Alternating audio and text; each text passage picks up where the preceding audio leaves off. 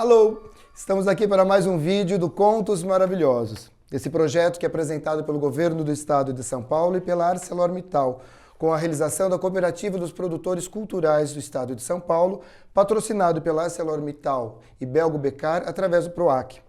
O Contos Maravilhosos tem como objetivo principal estimular e promover o contato da criança com o universo da literatura, através da contação de histórias. Hoje eu vou conversar com a Monique Franco. Oi, Monique, tudo bem? Oi, tudo bem? Tudo bem? A Monique, ela é atriz, palhaça e educadora. E o tema dela é interessantíssimo. Como a contação de histórias pode beneficiar crianças hospitalizadas. Muito bacana, parabéns pelo seu tema e parabéns pelo seu trabalho, Monique. Monique, conta pra mim, pra gente começar, a sua trajetória como atriz, como palhaça, começou já nos hospitais ou você teve uma outra vivência antes? Eu comecei com as oficinas de teatro, né, as oficinas oferecidas pela prefeitura. Acho que a gente começa muito jovem e aí a contação começou junto com o palhaço. Quando eu comecei a estudar a linguagem do palhaço, eu comecei também a contar histórias em escolas. Havia uma pessoa que ela me contratava, ela levava a feira de livros, né, que é muito famosa em escolas. Sim. E em contrapartida ela oferecia um palhaço, uma palhaça contadora. Então eu entrava de sala em sala contando histórias. E depois eu me formei no curso técnico dos Doutores da Alegria, né? Que é a instituição a qual eu trabalho hoje também. E lá tem uma formação para jovens. Então minha formação artística ela se voltou para a palhaçaria através do Doutores da Alegria, que é uma formação que hoje é para jovens. Na época eu era jovem, agora já me formei. E então foi esse início que eu tive, né? E a partir disso também tive contato com cultura popular, formações em outras áreas que a gente vai juntando, que o palhaço junta um pouquinho, põe tudo na mala para sair também trabalhando. Nossa, que bacana. E como que funciona então o trabalho do palhaço dentro dos hospitais? Nos Doutores da Alegria, que é a instituição, a gente não trabalha voluntário, né? A gente também trabalha através de programas de incentivo à cultura, as leis. E o nosso trabalho, então, é 2 vezes por semana, sempre nos hospitais, para manter o vínculo com a criança. Porque é importante que a criança ela passe a ter confiança na gente para a gente estabelecer vínculos e aprofundar a relação. Então, nisso que a gente constrói com a criança, a gente vai 2 vezes por semana, sempre em duplas, nos hospitais, sempre um palhaço, uma palhaça ou 2 palhaços, mas sempre em duplas. E a gente faz as intervenções leito a leito. A gente visita todas as crianças do hospital, UTI, os lugares que são permitidos, né? A gente sabe que agora na pandemia tem um pouco mais de restrição, mas de qualquer forma a gente entra e intervém. Em todos os ambientes hospitalares também trabalha um pouco com a equipe, né? Porque... Tá. Isso é importante. Então são sempre as mesmas duplas que vão visitar as mesmas crianças, né? Isso, durante o período de 1 ano. Durante Aí depois a gente troca, porque na Doutores da Alegria está com mais de 10 hospitais, né? Atendendo hospitais públicos. E sempre 2 palhaços no período de 1 ano, que é o tempo suficiente para a gente conseguir estabelecer vínculo, né, com a criança, estabelecer uma relação. E aí a gente pode intervir melhor, assim, na saúde dela também. Nossa, muito bacana. E como, no teu ponto de vista, pela tua experiência, suas vivências, né, como que a contação de histórias, ela contribui para esse tipo de intervenção que vocês fazem? Eu acho que, em primeiro lugar, é para o artista, qualquer artista, né, independente, porque se alimenta... É uma linguagem que te alimenta, né? Te alimenta a imaginação. Então, ela alimenta aquele livro que você lê, você cria repertório dentro de você para que você possa intervir com a criança. Porque os Doutores da Alegria, como somos palhaços, a gente conta a história junto com a criança, né? A gente, às vezes, utiliza de outras linguagens, como sombras, como objetos, mas sempre a nossa principal matéria é o momento presente e a criança. Então, é ali que a gente cria as nossas histórias. A gente tem um espetáculo que chama Conta Caos, que é o caos que a gente conta que a gente criou junto com a criança, né? Então, essas histórias. Então, eu acho que a contação de histórias, ela vem sempre muito... primeiro rechear que o artista que vai intervir com a criança e depois isso juntos, né? Sozinho, individual, que vai lá, te alimenta e você troca. E também na criança, no próprio imaginário da criança, quando você consegue se utilizar de uma contação que você conheça, de um repertório seu que você troca com a criança. Nossa, então que bacana. Então, se eu entendi bem, então a criança faz uma troca com vocês viajam, vocês usam o imaginário e ampliam aquele elemento, aquele produto, aquele sei lá, aquela ideia que a criança deu, é isso. Porque o livro até, ele tem uma importância, né? Mas acho que o contar histórias, ele vai muito da oralidade também, né? E eu acredito muito que o palhaço no hospital, ele cria com a criança. Então, ele primeiro entra nesse universo da criança e juntos eles criam esse imaginário das histórias dela. E das histórias que você constrói junto ali no momento presente também. Né? Tá. E, por acaso, assim, eu nunca presenciei uma contação de história em hospital, nunca presenciei. Mas é tocado, é abordado, por acaso, a questão da criança estar ali hospitalizada? Ou vocês retiram a mente da criança daquele local? Como que é isso? Vocês...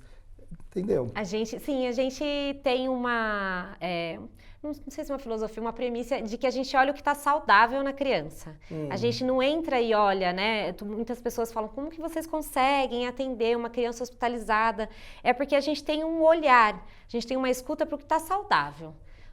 A criança está ali, ela continua sendo uma criança, ela continua querendo brincar, ela continua querendo criar, imaginar. Essas crianças estão longe dos amigos, estão longe da escola, que é o primeiro lugar que ela tem acesso a toda a imaginação dela, né? E muitas vezes você está num quarto que, né, tem hospitais até que tem algumas coisas pintadas, mas tem hospitais que são brancos, né? Tem aquela... E aí a gente entra e primeiro a gente vê no que está saudável naquela criança. E o que está saudável é o que quer brincar, é o que quer construir, é o que quer contar, é o que quer imaginar. Que é, em geral, a imaginação, né? A mente está sempre ali, né? E quando você comenta que as crianças também fazem essa troca de histórias, alimentam vocês, atores, né? Em que essas histórias, então, podem ajudar essas crianças hospitalizadas? Acho que, em primeiro lugar, é enxergar mesmo esse lado saudável, de que elas estão ali, mas elas estão saudáveis, elas querem brincar, elas querem conversar, elas querem contar. E muitas vezes, eu acho que a contação de histórias, o livro, ele tem esse poder de dar palavras, dar repertório para os sentimentos que a gente não sabe, né? Então, muitas vezes a criança está com saudade, a criança está confusa do que está se passando com ela, ela vive um ambiente onde tudo para ela não é opcional, né? O remédio, quem entra para medicar, a gente é opcional. Se a criança fala, eu não quero, a gente fala, ok, a gente volta depois. Aí isso já causa um estranhamento. Ela fala, peraí, né? Me obedeceram aqui? Como assim? Eu posso opinar aqui? Mas eu acho que o que ajuda é dar nome aos sentimentos, às coisas. Tem esse papel de colocar cores nos sentimentos que ela tem. Muitos livros te falam sobre a morte, né? Muitas contações te falam sobre morte, sobre vida, sem ser duro para a criança, né? Eu acho que essa imaginação que ajuda a dar lugar para os sentimentos que talvez ela não saiba colocar. E ali numa brincadeira, no jogo, numa leitura, ela consegue encaixar, assim, talvez. Nossa, vocês devem passar por momentos, assim, fantásticos, né? Já aconteceu, uma curiosidade, de vocês encontrarem, por exemplo, uma criança apática, ir lá convencer e tirar ela daquele lugar comum, já? Sim, muitas vezes por conta disso, né? Elas estão numa realidade onde nada para elas é opcional, elas estão longe de tudo que pode brincar e a gente chega oferecendo brincadeira.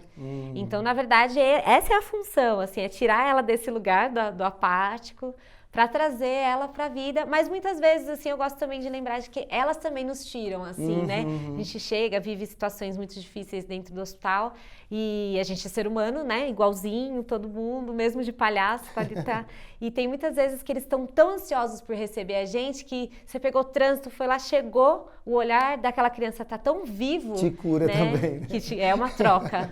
É realmente uma troca. E uma coisa, as crianças às vezes, elas costumam pedir para vocês contarem histórias, assim, vamos falar dos clássicos, Chapeuzinho Vermelho. Existe esse pedido? Vocês também trabalham essa questão ou não? A gente trabalha com tudo que a criança trouxer de material. Se ela, mas o palhaço, ele tem a subversão, né? Ele gosta de brincar. Então, a gente, provavelmente, se uma criança traz pra gente um universo, seja um universo mais, né, cinematográfico ou uma contação de histórias mais tradicional, a gente pega aquilo e transforma, né? A gente tem uma subversão. Então, nossa maneira de contar histórias é criando junto, né? Principalmente no hospital, que tem a criação é ali ao vivo, né? A nossa plateia é de uma pessoa, que é a criança no leito.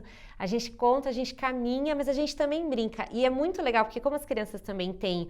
as histórias histórias tradicionais para elas, elas têm muito claro qual é a história. Então o palhaço vai lá e bagunça tudo.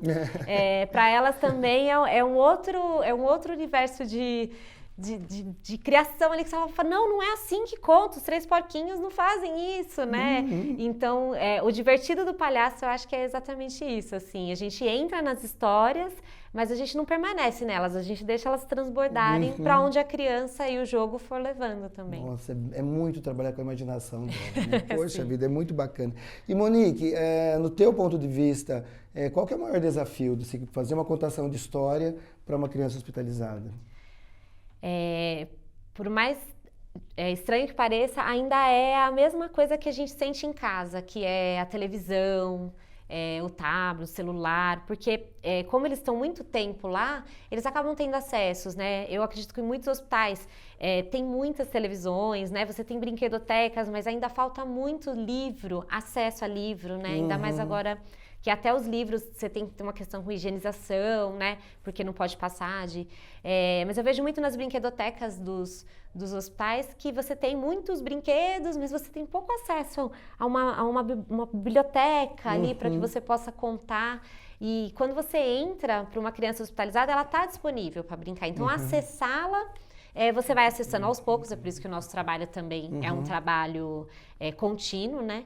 Mas às vezes a gente tem muita dificuldade de tirar ela daquele universo ainda que é a concorrência que todos nós temos, assim, acho, né? Os pais, quem é pai e mãe em casa, né? Quer estimular outra atividade, que é a televisão, é o tablet. A dor também é uma coisa que a gente observa, né? Até onde eu consigo interagir com essa criança, né?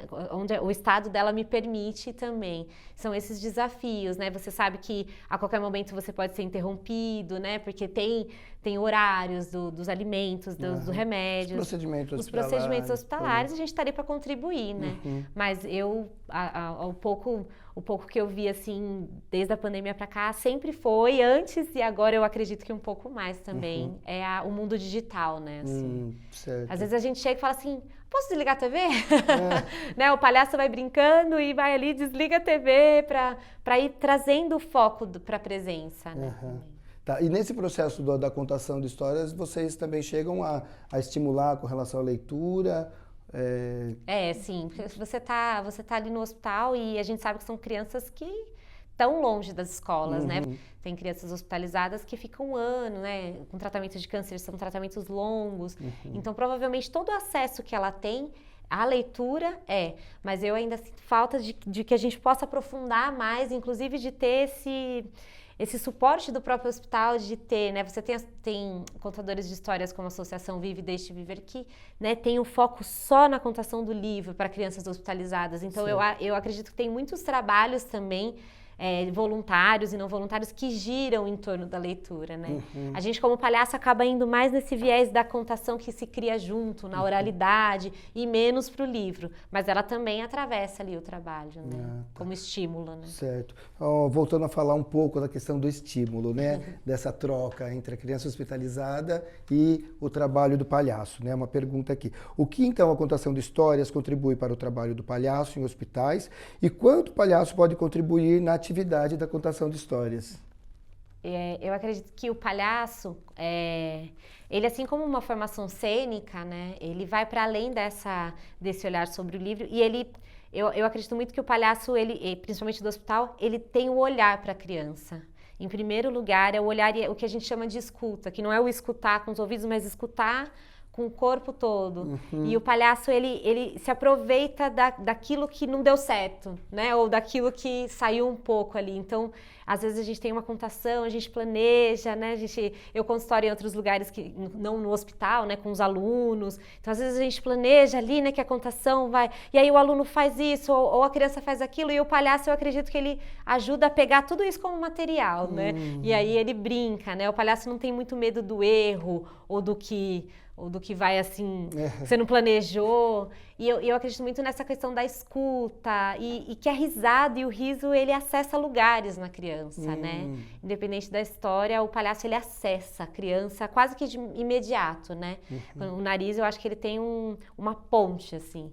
E para a contação, é o que eu falei, como a contação contribui para o palhaço, é todo o imaginário, né? Eu acredito que existe uma linguagem muito bem específica na manipulação da história, né? Na manipulação, seja você contar através de um objeto ou de uma sombra, da maneira, com música, né? Eu acho que a contação, ela tem esse encontro de muitas linguagens, mas dessa maneira que você utiliza, né? Da manipulação da história mesmo, né? Certo. Que o palhaço meio subverte, mas a contação de história, ela te Ela oferece, tá ali, né? né? É verdade. Assim como o livro também, né? Muito bacana, Monique, legal. Monique, então, fala uma coisa, que dica, conselho, orientação você daria para um pai, um profissional, que gostaria de estar fazendo, então, o uso da leitura, da contação de história para um filho, para um parente, para uma criança que está hospitalizada, porque a gente sabe que nem todos os hospitais têm esse tipo de atividade, né? Então, que dica você daria para esse adulto responsável, para ele iniciar nessa brincadeira bacana, né? Que é extremamente benéfica, né?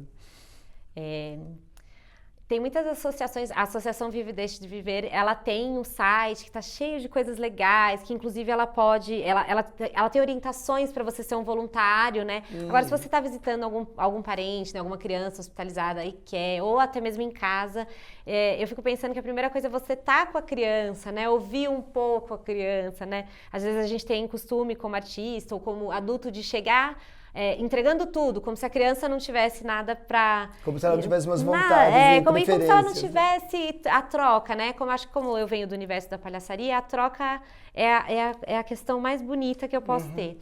E aí eu fico pensando que é você entender esse universo dessa criança para você também poder escolher a história que vai estimular ela a ler, né? A estar com você ali e estar com ela, né? Tentar desligar os aparelhos, eu acho que isso sempre ajuda a você criar um hábito, né? Ou você criar com ela um ritual, assim, olha, eu vou contar uma história, aí você cria uma música de início que você diz para ela, né? Estou contando, vou começar, né? Você começa com a criança algo, né? A criança entende a rotina, ela gosta de saber o que vai acontecer, não gosta de ser pega de surpresa, né? Então, eu acredito que esses pequenos pontos, assim, e ler. Você lê para você lê para a criança, porque às vezes a gente fala, eu vou ler para a criança, você mesmo não lê para você, né? E aí a gente só passa o que gosta se a gente gosta também. É verdade. Né? Fica mais verdadeiro, assim. Mas acho que tem muitos caminhos mesmo. Tá. Monique, agradeço demais a tua presença aqui com a gente. Obrigado por você compartilhar com a gente seu conhecimento, suas experiências, tá? Foi muito bacana mesmo. Eu que agradeço o convite. Espero muito que possa ajudar, assim, também, porque o trabalho no hospital, independente de quem faça, é sempre muito bom, sempre muito potente. Muito bom. Agradeço muito a tua presença da Monique Franco e a todos vocês que estão nos acompanhando. Espero que tenham gostado desse conteúdo. Não deixe de se inscrever no nosso canal e acionar ali o sininho, tá? Assim você vai ficar sabendo dos próximos vídeos. Muito obrigado e até a próxima.